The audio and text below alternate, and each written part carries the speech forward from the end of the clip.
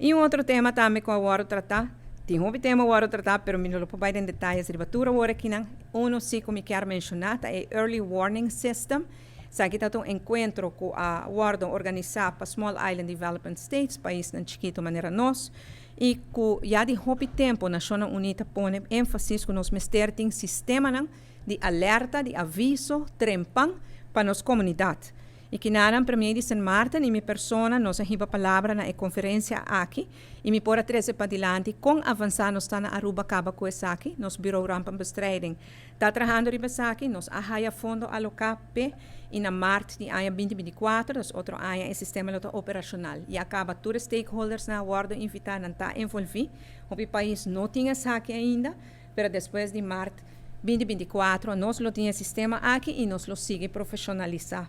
A importância está que se você um aviso trempan, talvez você buscar para a vida de gente e você buscar para posicionar material de gente.